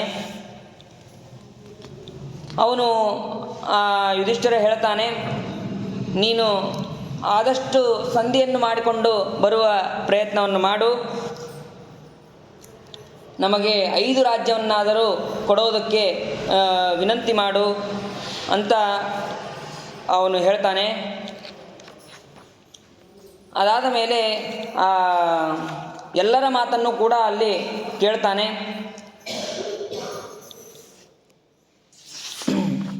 ಆವಾಗ ಭಗವಂತ ಕೆಲವೊಂದು ಮಾತುಗಳನ್ನು ಹೇಳ್ತಾನೆ. ಕ್ಷತ್ರಿಯನಾದವನಿಗೆ ಯುದ್ಧ ಅಂತ ಅನ್ನೋದು ಬಹಳ ಮುಖ್ಯವಾದದ್ದು. ನೀನು ಹಾಗಾಗಿ ಯುದ್ಧ ಅಂತ ಅನ್ನೋದು ನಿನ್ನ ಧರ್ಮ ಅಂತಂದು ಆ ಧರ್ಮರಾಜನಿಗೆ ಹೇಳ್ತಾನೆ. ಹೇಳಿದಾಗ ಅವನು, ಈಗ ಜಯ ಇದೆಯೋ ಇಲ್ಲೋ ಗೊತ್ತಿಲ್ಲ, ನಮಗೆ ಯುದ್ಧ ಇದೆಯೋ ಇಲ್ಲೋ ಗೊತ್ತಿಲ್ಲ, ಆದರೆ ಈಗಂತೂ ನೀನು ಸಂಧಿಯನ್ನು ಮಾಡಿಕೊಂಡು ಬಾ ಅಂತಂದು ಅವನು ಮತ್ತೆ ಹೇಳ್ತಾನೆ ಯುಧಿಷ್ಠಿರ. ಹೇಳಿದಾಗ ಅದಾದ ಮೇಲೆ ಸಂಧಿಯನ್ನು ಮಾಡೋದಕ್ಕೆ ಹೋಗ್ತೀನಿ ನಾನು ಅಂತ ಕೃಷ್ಣ ನಿರ್ಧಾರವನ್ನು ಮಾಡ್ತಾನೆ. ವಕ್ಷೇ ಪಥ್ಯಾನಿ ಯುಕ್ತಾನಿ ಯದಿ ನಾಸೋ ಗ್ರಹಿಷ್ಯತಿ ವದ್ಯ ಸರ್ವಸ್ಯ ಲೋಕಸ್ಯ ಸಭವೇತ್ ಸರ್ವಧರ್ಮ. ನಾನು ಹೋಗ್ತೀನಿ, ಋಷಿಗಳ ಸಮಕ್ಷಮದಲ್ಲಿ ಹಿತಕರವಾದಂತಹ ಮಾತುಗಳನ್ನು ಹೇಳ್ತೀನಿ. ದುರ್ಯೋಧನ ಏನಾದರೂ ಕೇಳದೇ ಇದ್ದರೆ ಅವನು ಎಲ್ಲ ಜನರ ಮುಂದೆ ಅವನು ಕೊಲ್ಲೋದಕ್ಕೆ ಸಿದ್ಧನಾಗ್ತಾನೆ ಅಂತಂದು ಹೇಳ್ತಾನೆ. ಆಮೇಲೆ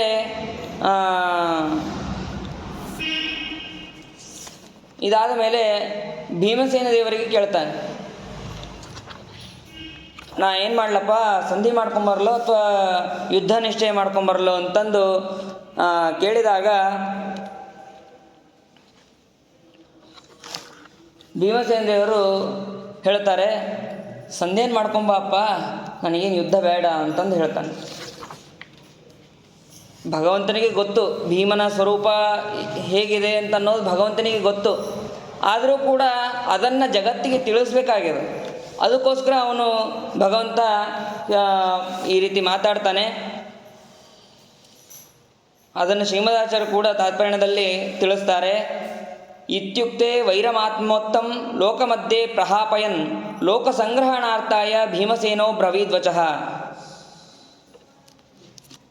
ಭೀಮಸೇನ ದೇವರು ಹೇಳ್ತಾರೆ, ನನ್ನಿಂದ ಇದು ಯುದ್ಧ ಆಯ್ತಪ್ಪ, ಯುದ್ಧ ಎಲ್ಲ ಪ್ರಾರಂಭ ಆಯಿತು. ನಾನು ಆ ರೀತಿ ಎಲ್ಲ ಮಾತಾಡಿದ್ದಕ್ಕೆ ಯುದ್ಧ ಅಂತ ಅನ್ನೋದು ಪ್ರಾಪ್ತ ಆಗ್ತಾ ಇದೆ ಈಗ. ಹಾಗಾಗಿ ನಾನು ಯುದ್ಧ ಏನು ಬೇಡ, ಸಂಧಿಯನ್ನು ಮಾಡ್ಕೊ ಅಂತಂದು ಹೇಳಿದಾಗ ಭೀಮಸೇನ ದೇವರನ್ನು ಕುರಿತು ಕೃಷ್ಣ ಮಾತಾಡ್ತಾನೆ. ನೀನು ಭೀಮಸೇನಾದಂತಹ ನೀನು ಈ ರೀತಿ ಮಾತಾಡ್ತಿದ್ದೀಯಾ ಅಂತಂದು ಆ ಭೀಮಸೇನ ದೇವರಿಗೆ ಇದು ಏನಂತಾರೆ, ಉಲ್ಟಾ ಮಾತಾಡೋದು ಅಂತ ಹೇಳ್ತಾರಲ್ಲ ಹಾಗೆ. ಅವನು ಕೃಷ್ಣ ಹೇಳ್ತಾನೆ, ಯಾವಾಗಲೂ ನೀನು ಕ್ರೋಧವಶನಾಗಿರ್ತಿ, ಯಾವಾಗಲೂ ಯುದ್ಧ ಬೇಕು ಅಂತಂದು ಅಪೇಕ್ಷೆ ನಿನಗಿರ್ತದೆ. ಅಂಥ ನೀನು ಈಗ ಯುದ್ಧ ಬೇಡ, ಸಂಧಿಯನ್ನು ಮಾಡ್ಕೊಂತ ನೀ ಹೇಳ್ತಾ ಇದೀಯಾ ಅಂತಂದು ಮತ್ತೆ ಮತ್ತೆ ಚುಚ್ಚಿ ಮಾತಾಡ್ತಾ ಇರ್ತಾನೆ ಭಗವಂತ. ಭಗವಂತನಿಗೂ ಕೂಡ ಆ ಭೀಮಸೇನ ದೇವರ ಮಹಿಮೆ ಗೊತ್ತು. ಎಂತಹ ಆಶ್ಚರ್ಯ ಇದು! ಯುದ್ಧವನ್ನು ಬಯಸುವಂತಹ ಯುದ್ಧಕಾಲವು ಪ್ರಾಪ್ತವಾದವೂ ಕೂಡ ನಿನ್ನ ಮನಸ್ಸು ಬಹಳ ವ್ಯತ್ಯಾಸ ಆಗಿದೆ.